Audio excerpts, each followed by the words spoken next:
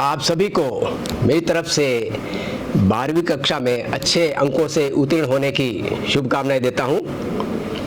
आप जानते हैं कि 12वीं कक्षा उत्तीर्ण होने के बाद विभिन्न प्रकार के कोर्स कई प्रकार के कॉलेजेस यूनिवर्सिटीज़ उपलब्ध कराती है और इस बदलते परिदृश्य में यह बड़ा मुश्किल हो जाता है कि कौन सा कोर्स कोई स्टूडेंट्स चुने। और यह भी जानते हैं कि हर कोर्स जो भी स्टूडेंट्स चुनते हैं उसका प्रभाव उसके ज़िंदगी भर पड़ता है, चाहे वो ह्यूमैनिटीज़ हो, कॉमर्स हो, साइंस हो, प्रोफेशनल कोर्सेज होते हैं। किसी भी प्रकार का कोर्स स्टूडेंट्स चुनते हैं तो उसका प्रभाव उसके जीवन भर पड़ता है। तो आज की तारीख में विभिन्न प्रकार की जॉब अपॉर्चुनिटीज़ बढ़ते जा रहे हैं, चाहे वह सरकारी क्षेत्र हो, चाहे वो निजी क्षेत्र हो, चाहे अपने स्टार्टअप करने के लिए क्षेत्र हो। आप जानते हैं कि तकनीकी का उपयोग बढ़ रहा है और तकनीकी के बढ़ते उपयोग के साथ साथ कई प्रकार के नए नए सर्विस सेक्टर्स के क्षेत्र भी बढ़ते जा रहे हैं और उसमें जो है कई लोग जो उसमें नए नए काम कर रहे हैं, नए नए तरीके से कर रहे हैं ताकि समाज में कई प्रकार की सर्विसेज को दी जा रही है।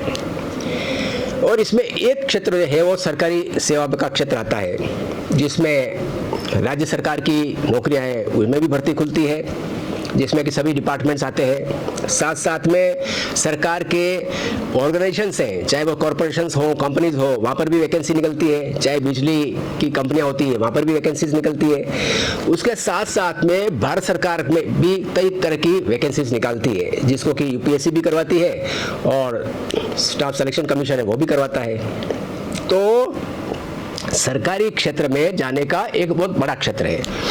हर साल कई पदों पर वैकेंसीज निकलती है और आप जानते हैं कि कंपटीशन बढ़ता जा रहा है। तो इस बढ़ते हुए कंपटीशन में ये बहुत आवश्यक हो जाता है कि स्टूडेंट्स 12th के बाद उस कोर्स को चुने जो कि उनको आगे बढ़ाने में सहायक हो। कई स्टूडेंट्स ये चाहते हैं कि वो सरकारी नौकरी में जाएं और सरकारी नौकरियां भी तरह तरह की हैं। हर सब्जेक्ट जो स्टूडेंट्स लेता है उनका अलग अलग तरह से उसमें सहयोग मिलता है और प्रोफेशनल कोर्सेज होते हैं तो उसमें अलग तरह की नौकरियां मिलती है और कुछ सर्विसेज नौकरियां ऐसी होती है जिसमें कि आपका ग्रेजुएट लेवल का स्टूडेंट्स दे सकता है या 12th लेवल का स्टूडेंट्स भी दे सकता है। लेकिन ग्रेजुएट होने के बाद ज़्यादातर अधिकांश प्रकार की जो नौकरियां हैं या भर्तियां हैं उसमें जो स्टूडेंट्स अप्लाई कर सकते हैं। तो कोशिश तो बहुत करते हैं, प्रयत्न सब करते हैं, लेकिन सरकारी नौकरी प्राप्त करने के लिए एक रणनीति की आवश्यकता होती है। मेरा नाम डॉक्टर खेमराज है। मैंने पीजी करने के बाद मैंने पहली बार आरएस की परीक्षा दी थी। That was my first exam of my career.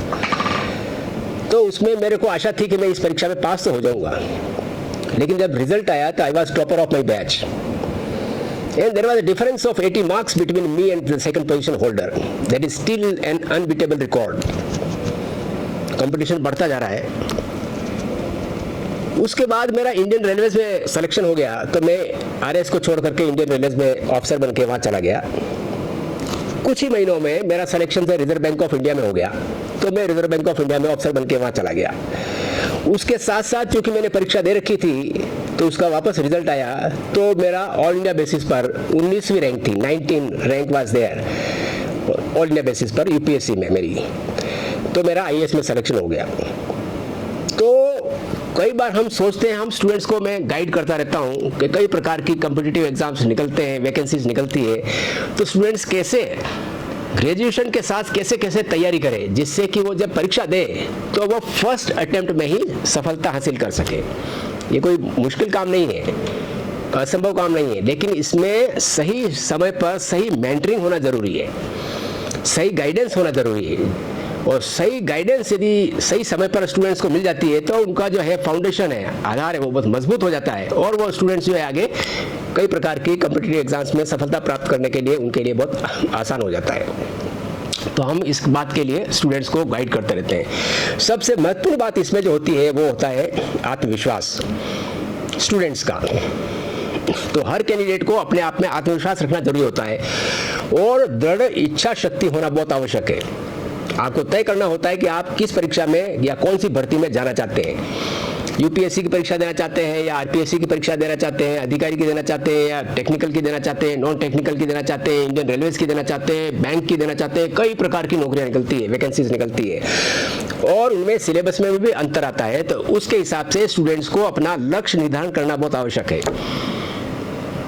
यदि आप लक्ष्य निर्धारण कर लेते हैं और सही डायरेक्शन में आपको मेंटरिंग होती है, आपको गाइडेंस मिलती है, तो आप धीरे धीरे आपका जो है आधार मजबूत होता जाता है और आपको किसी भी परीक्षा को सब में सफलता प्राप्त करना बहुत आसान हो जाता है।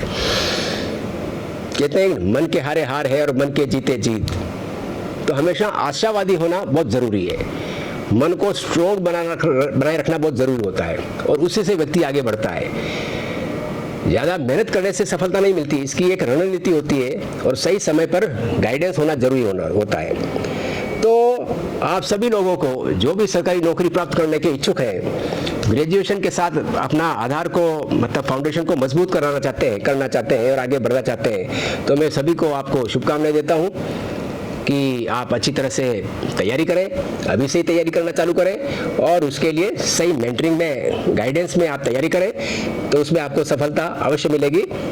आपको बहुत बहुत शुभकामनाएं। धन्यवाद। जय हिंद।